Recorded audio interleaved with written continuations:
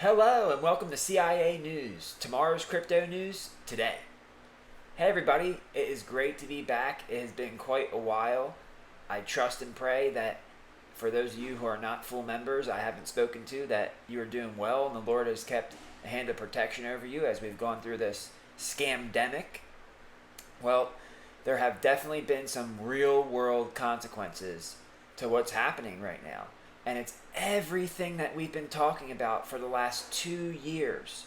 Matter of fact, things are now starting to reach a critical limit. And though all things are a little bit hectic right now, I forced myself to get out here and get another video out for you guys to let you know that things are happening now. The paradigm shift is going to take place. It's been planned and nothing can stop it. So you must be prepared, because those who lose the least are going to be the best off.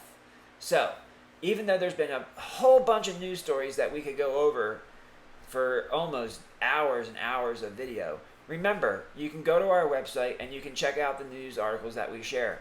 We only share the most important and relevant news articles. We don't just share every little thing that's happening within the market. We want to share big, important news that affects you, your family, and your wealth and your investments. There's no way we can go over all these news articles. But again, take the time, look through what's going on, get caught up in what's happening in the market, because what I hit you with today, you're going to want to go back and see, how did we come to this point?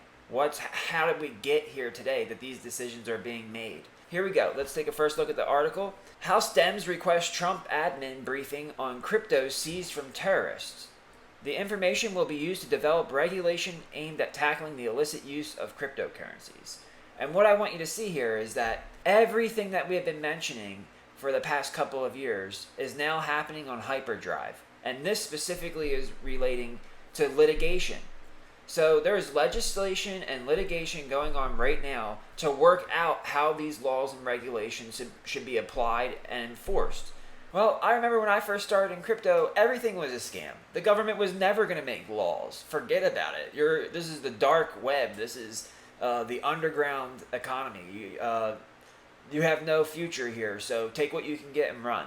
That was really what the traditionalists were telling us. Well, now we see traditionalists like Paul Tudor Jones, one of the wealthiest billionaire hedge fund managers in the world, saying that he's putting in 1% to 2% of his wealth in Bitcoin as a store of value. So, oh my, how the tables have turned and everything is changing and the naysayers are proven wrong. And here we have it again. Government won't make regulation. This will stall out. They are actively working on regulation right now. Things are being litigated in court right now. Regulatory structures and fiduciary guidelines have all been published and are being refined right now. The gates are going to open. So just know that they are working on these things. They are paying attention to these things. And even though you might not see them on the news talking about cryptocurrency regulation, it is being worked on aggressively in the shadows. On to our next article, we see that Tether tops PayPal and Bitcoin for average daily transfer value. This is huge because we know not so much about Bitcoin, right? Bitcoin is a store of value.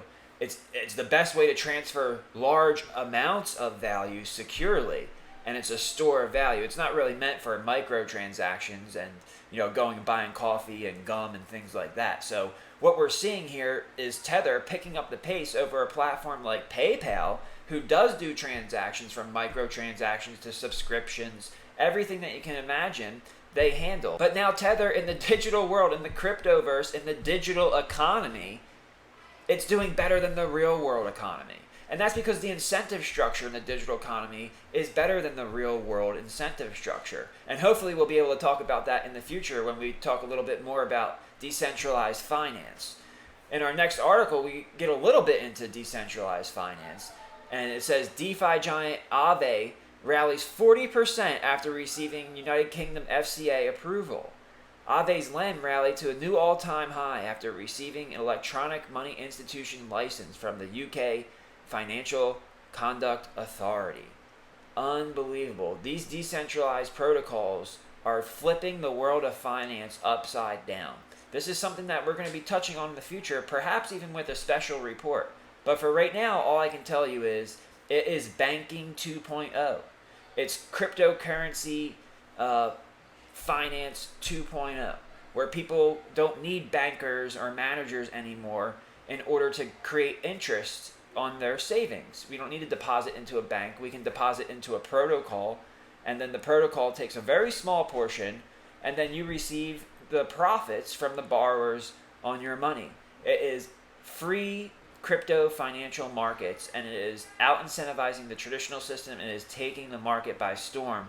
This is something that we should be paying attention to, especially if you've been with us for the last 2 years and you've been buying Bitcoin, you've been accumulating Bitcoin. It's start to understand now that the dynamics are changing a little bit. There's no longer a competition for money anymore. Bitcoin is digital gold, it is money. Now we see competition for protocols and smart contracts on platforms like Ethereum that are coming up with ways for the best way to manage what has been declared money, which is Bitcoin. So we will see that be solidified through this cycle and price discovery process.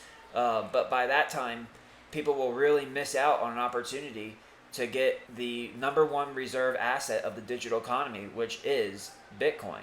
All right, well, on to our next article here, which is the most important article perhaps we have ever covered on a CIA news analysis episode. And when I saw this article, which came out on my birthday, published on August 24th, I knew that I was obligated to make this video because there is something big coming. And let's just take a look at this article. Jerome Powell set to deliver profoundly consequential speech, changing how the Fed views inflation. Changing how the Fed views inflation. Changing how the Fed views inflation. I hope you remember from all of our videos that you just have bells and whistles going off right now, and all the keywords are getting triggered in your mind to remind you of what Bitcoin is designed to do. To protect savers from inflation, from government money printing, from monetary debasement. Bitcoin is designed to protect your savings, protect value, protect purchasing power for this exact specific reason. Let's dive in a little bit deeper to this article. Powell, the central bank chief since 2018, is likely to detail a set of measures aimed at pushing inflation higher, pushing inflation higher, pushing inflation higher, amid a coronavirus pandemic that has dragged the U.S. economy into one of its darkest hours. While the average consumer might find it absurd to want to raise the cost of living, central bankers and economists see too little inflation also as a problem. It often reflects how a slow-moving economy with a low standard of living. On top of that, the accompanying low interest rates give policymakers little wiggle room when crises happen and they need to loosen policy. Interesting here how they're trying to justify this by saying they need a little bit more wiggle room in the rates. We know Donald Trump has been berating the Federal Reserve, right? We brought that up in the Trump Bump Report we published in 2018.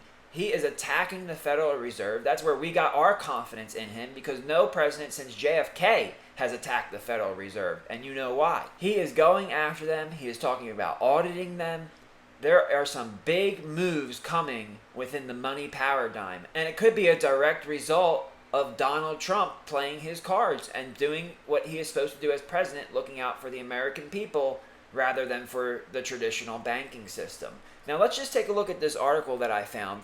This is a Charles Schwab article written by Mike Townsend, who's a vice president of legislative and regulatory affairs at Charles Schwab. The title of the article is called The White House Effect: How Presidential Elections Affect the Market and Vice Versa. So there's one little thing I want to pay special attention to, and that's this part right here.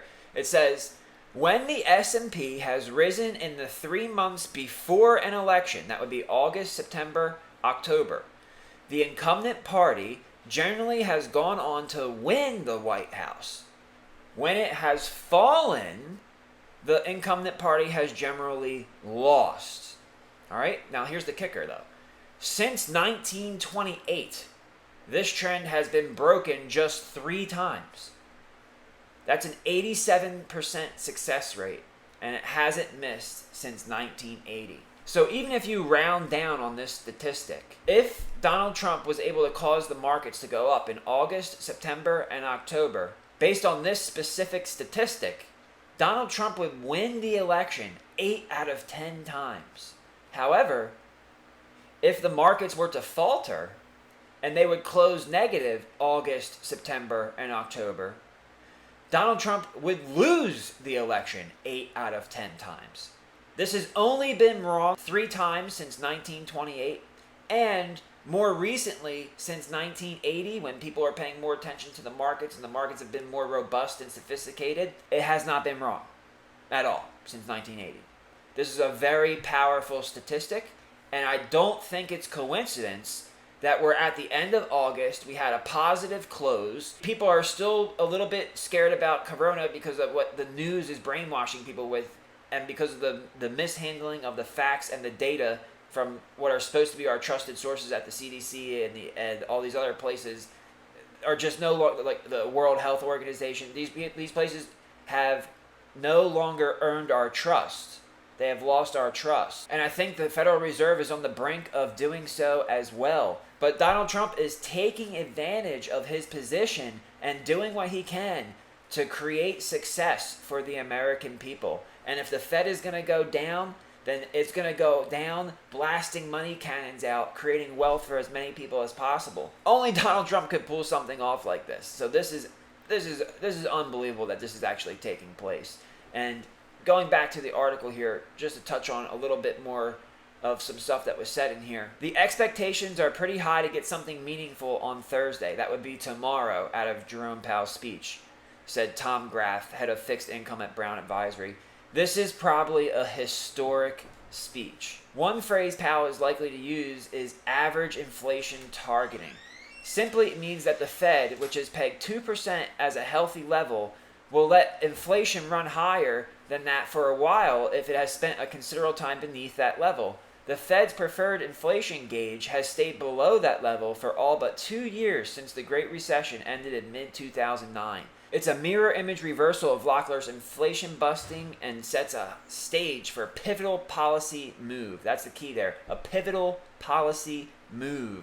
What is that policy move going to be? Well, here we go. Heading into Jackson Hole, we are confident Chair Powell will use his speech Thursday to tee up a profoundly consequential and risk-friendly move to soft inflation averaging at the Fed's upcoming September meeting.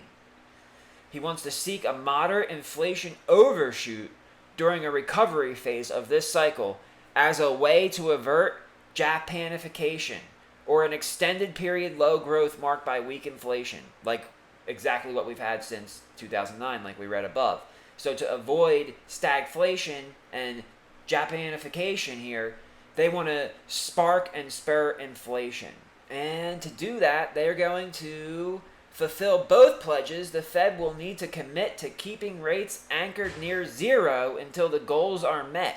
Well, we told you that, right? Donald Trump is not going to let the rates go up. He's only going to let the rates go down, and eventually he will get what he's been calling for over 2 years, and the rates will go negative. That is when the gates really open, because once real nominal yield on treasury bonds turns negative, people will seek other stores of value. They're not going to lose purchasing power. They're not going to give up their purchasing power in a bond. That's the whole point of a bond, that you reserve your purchasing power. But perhaps they'll use some other inflation-protected bonds. The market will dictate where that demand goes. But gold and silver and Bitcoin are obviously going to see increased demand as some of the market decides that giving up a little bit of my purchasing power over a 2, 5, or 10, or 30-year period, that doesn't sound like a good deal to me. That doesn't sound like I'm reserving my wealth or storing my wealth. I think I can do it a different way. And all it takes is for a few big names to start losing confidence in that store of value, and then the market will transition. So we have to be aware that that threat is there, and that the Federal Reserve is coming out and saying that that's their goal. We want to make cost of living more expensive for you. We want prices to go up. But don't worry, because your house is going to be worth more. But don't worry, because you're going to get paid a little bit more. But we know wages never increase at the rate at which inflation increases. This is a really bold strategy based on Keynesian economics, and Austrian economics proves that this doesn't work. Real world results proves that this doesn't work. And we are going to see inflation like the Federal Reserve is telling us we are going to see, because of the direct result of the actions that they're taking, that they're trying to cause inflation. So this is it. This is everything we've been talking about for 2 years. This is the perfect storm for Bitcoin. If you asked me in January, before anybody heard about COVID, CJ, what would the bankers have to do to create a scenario where Bitcoin could, see increased demand and reach the highest possible price through this cycle as possible? Well, all I have to tell you is look at the world today.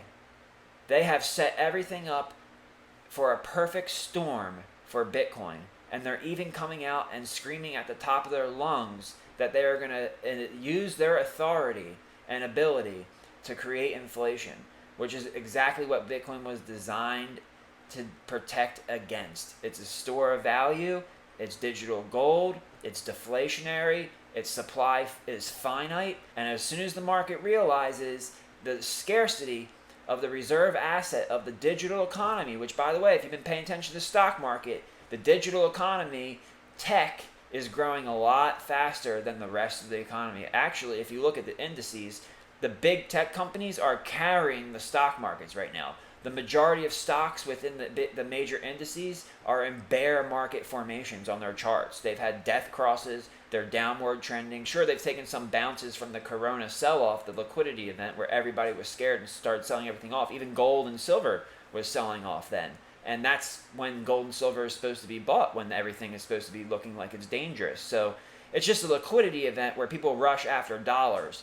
But these are all the telltale signs that something is wrong and something is not right. And although it may feel like everything is okay right now and that things are going to go back to normal, this is the calm before the storm. And an article like this, where Jerome Powell is going to come out and make these remarks tomorrow, is so important and so serious. Don't be distracted by the COVID lies and everything like that. I know that we don't want to be all nervous and anxious about what's going on, and we definitely shouldn't be when it comes to COVID. But when it comes to the financial system, if you have not been investing and accumulating Bitcoin over the last 2 years and diversifying your assets out of the traditional dollar system, then you should be anxious.